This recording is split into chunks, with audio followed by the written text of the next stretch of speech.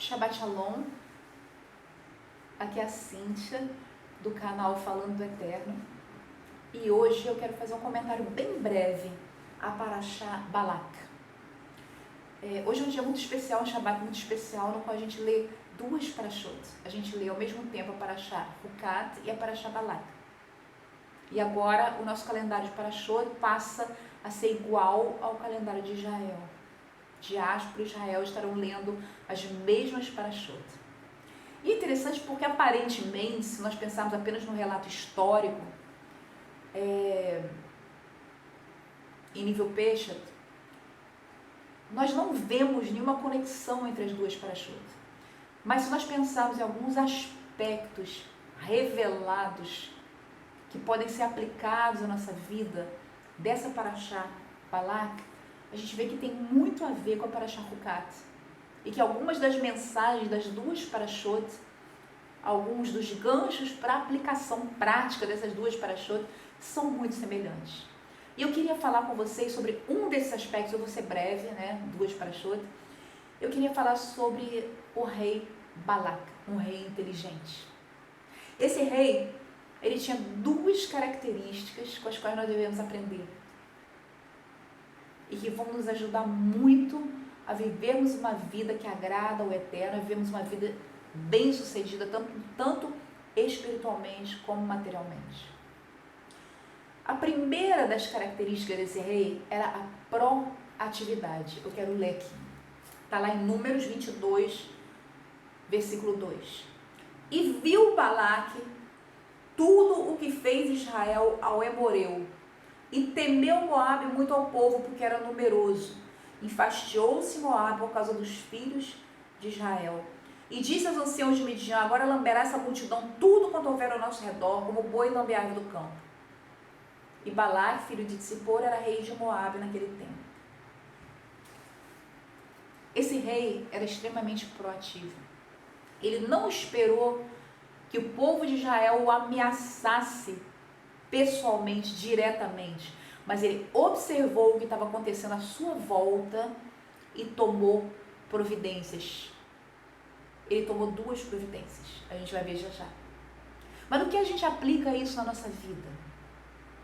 Nós precisamos ter uma visão de águia. O que é ter uma visão de águia? A águia, ela enxerga as coisas do alto, e por estar no alto, por alçar voo, ela enxerga mais longe. Muitas vezes a gente deixa a nossa vida simplesmente fluir, correr, sem programação, sem previsão. Previsão quer dizer ver antes, enxergar antes.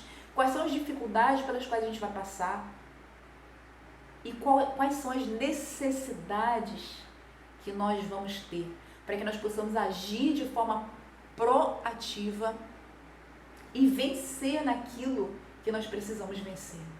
Esse rei foi extremamente proativo, tomando duas decisões.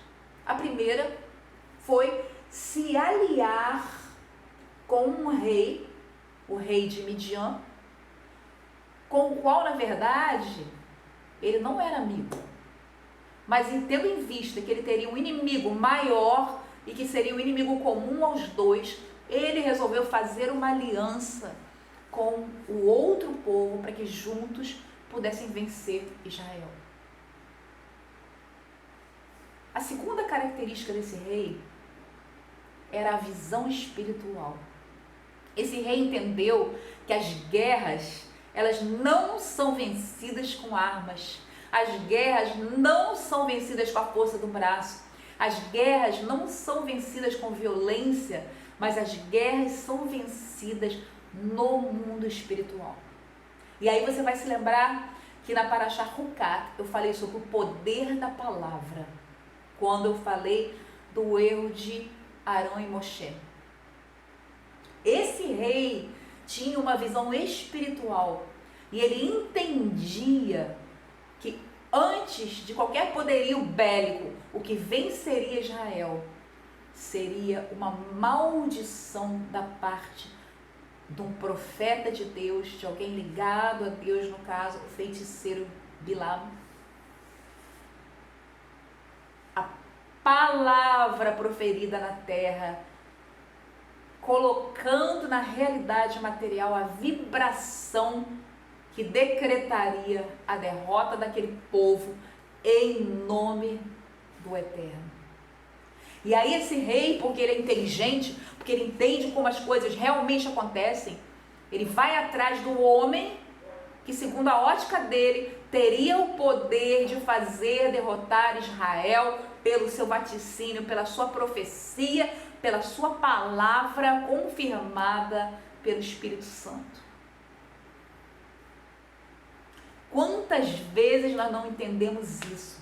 Nós queremos agir sem previsão, sem proatividade e sem inteligência, sem a visão espiritual. E é interessante que essa paraxá, ela fala 2 vezes de visão espiritual aberta, visão espiritual obliterada.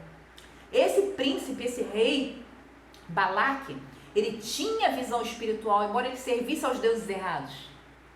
Embora ele tenha abordado a coisa da forma errada, porque na verdade ele teria que se submeter a Israel e reconhecer o Deus de Israel como poderoso. Embora não reconhecendo que nada, nem ninguém poderia se opor a esse Deus que tinha feito aquele povo sair do Egito, que tinha feito ele passar o Mar Vermelho de forma milagrosa, que o tinha mantido durante 40 anos no deserto, ele não entendeu que ele nada poderia contra esse Deus, mas ele entendeu sim que as batalhas são lutadas primeiro no campo espiritual e que é no campo espiritual que se vence ou que se é derrotado. Interessante isso, né? Quantos de nós não entendemos isso?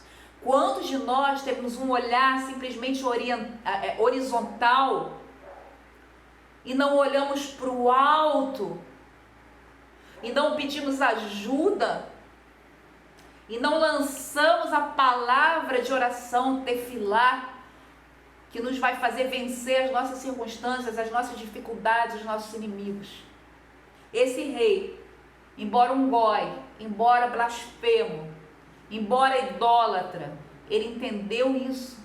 Ele entendeu que antes de pegar em armas, ele tinha que contratar um homem de Deus, alguém que movesse o mundo espiritual para fazer derrotar esse povo. Quanto mais nós que servimos ao Deus eterno, aquele que é todo poderoso, aquele que é capaz de mover tanto o espiritual como o material, nós devemos saber entender que é através da oração, em primeiro lugar, em segundo, em terceiro lugar, que nós movemos a nossa realidade. Os nossos sábios dizem que o mundo está baseado em 3 pilares: tefilá, sedaká e avodá. O serviço, a oração e a caridade, que também é justiça, porque quando você faz caridade, quando você recebe, você ajuda o seu próximo, na verdade você está realizando a justiça no mundo. Sobre esses 3 pilares está fundamentada a nossa vitória. Avodá, o serviço dele, faz parte da nossa obediência, o nosso estudo da Torá, a nossa fidelidade à Torá, a nossa aplicação da Torá à prática. Tefilá é entregar o eterno às nossas dificuldades, as dificuldades que a gente prevê, e de forma proativa entregar a Ele e pedir direção a Ele sobre a forma com a qual nós devemos agir, a maneira pela qual nós seremos vitoriosos. E Ele nos promete vitória. Ele nos promete, como na paraxá anterior eu falei, Ele manifesta a sua glória na nossa vida, se a gente se entregar a Ele. E sedaká faz parte da obediência. Porque a verdadeira religião é essa: ajudar os órfãos e as viúvas e obedecer aos mandamentos.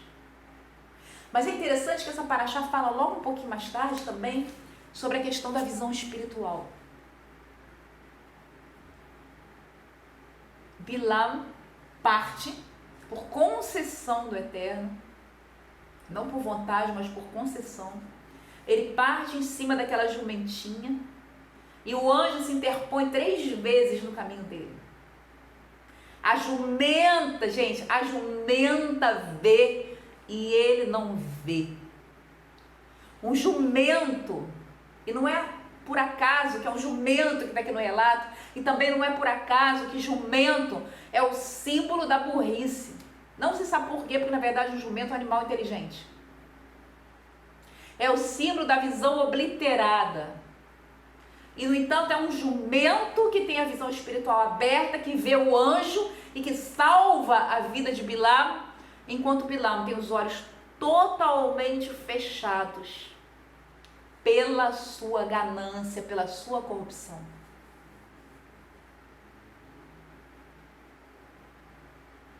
Quantas vezes nós, pela nossa ganância, pela nossa pressa, pelo nosso envolvimento com circunstâncias, pela nossa reatividade, temos os nossos olhos espirituais totalmente fechados e forçamos a barra, insistindo numa situação, peitando o anjo do Eterno, que muitas vezes está ali na frente para falar assim, esse não é o caminho, não vai por aqui.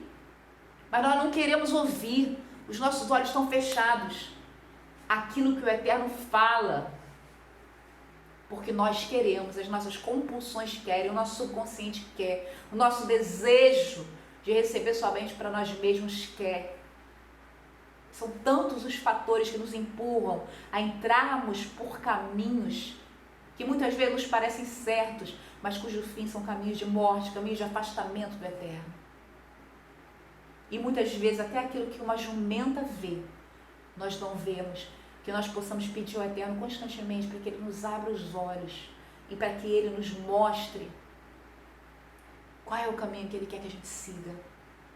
E para que Ele nos mostre o verdadeiro sentido dos obstáculos que encontramos à nossa frente. Se eles querem dizer, persevera, estou te lapidando, ou se eles querem dizer, por aqui não, vai por lá.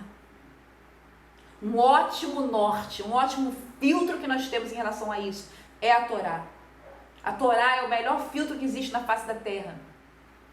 Está na Torá, é permitido pela Torá, vai em frente. É proibido pela Torá, para, dá meia volta e vai em outra direção. Porque com certeza você vai ser abençoado fazendo esse tipo de techuvá. E a última coisa que eu queria falar com você é sobre o resultado de tudo isso. Eu quero dizer para você que o Eterno é maior e que Ele vai fazer a vontade dEle na sua vida. E que a segunda opção dEle não é pior que a primeira, ao contrário, é melhor.